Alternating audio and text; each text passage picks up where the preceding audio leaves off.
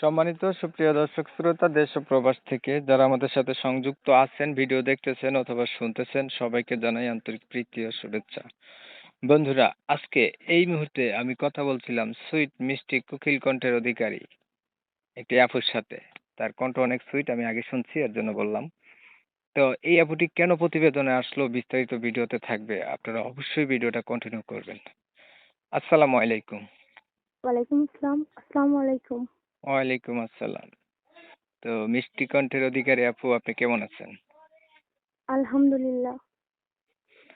ভালো আছেন, ভালো থাকবেন, ভালো থাকাই কামনা করছি। তবে আপনি প্রতিবেদনে কেন আসছেন একটু শুনতে চাচ্ছি, বলেন। আসলে আমার আম্মু মারা গেছে। তারপরে আমার আব্বু বিয়ে করে ফেলছে আর কি। হুম। তো আমরা 2 বোন। হুম। সৎ মার অত্যাচারে এখন খালার কাছে থাকি। খালা খালুর কাছে, আর আমি মানুষের বাসায় কাজ করি। আমার বোন আমার ছোট। খালা খালুর কাছে থাকে। হুম। এখন যদি কোনো ভালো মনের মানুষ পাই, মানে আমাদের 2 বোনের দায়িত্ব নিবে, এরকম কাউকে যদি পাই তাকে বিয়ে করতাম আর কি। আচ্ছা, আপনার হচ্ছে বাবা মা নাই, খালা খালুর কাছে থাকেন। দুইটা বোন, আপনি হচ্ছেন বড়, সে হচ্ছে ছোট। আপনি বড় যে, আপনি কত বড়, আপনার বয়স কত? আমার বয়স 17 চলতেছে। পড়াশোনা কিছু করছিলেন? হ্যাঁ, করছি। ক্লাস কতটুকু? 7 পর্যন্ত। হ্যাঁ, ক্লাস 7 পর্যন্ত পড়াশোনা করছেন। কোরআন শরীফ পড়ছিলেন? হ্যাঁ, পড়ছি। নামাজ পড়া হয়? হ্যাঁ, কোরআন শরীফ 2 খতম দিছি। আচ্ছা, মাশাআল্লাহ, ভালো। ঠিক আছে আপু, আপনি একটু ওয়েট করেন, আমি দর্শকদের জন্য ক্লিয়ার করতেছি আপনার বিষয়টা। প্রিয় দর্শক শ্রোতা, আপনারা শুনছিলেন আমি যে আপুর সাথে কথা বলছিলাম, আপুটি হচ্ছে প্রতিবেদনে আসছে ভালো একটা মানুষের জন্য।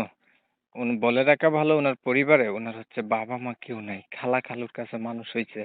মানে বাবা মা নাই বলতে ওনার নিজের মা নাই, ওনার বাবা আছে, আরেকটা বিয়ে করছে, সৎ মার কারণে উনি হচ্ছে খালার কাছে যায় থাকতে হয় আর কি। এখন বুঝেনি তো, বাবা থাকতেও নাই, মাও নাই, এই হচ্ছে বিষয়টা।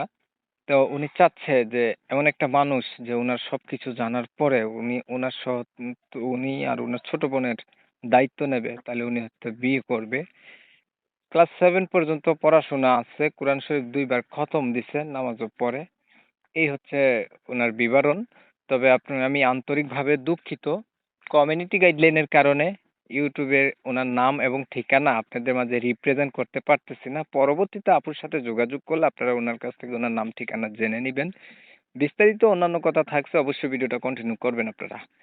তো আপু, এখন জি। ধরেন আপনার দায়িত্ব নিল, আপনার ছোট বোনেরও দায়িত্ব নিল।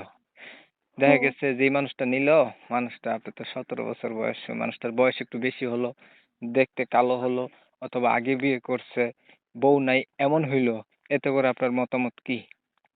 না, যেমনই হোক কোনো সমস্যা নাই। যদি আমার আর আমার বোনের দায়িত্ব নেই।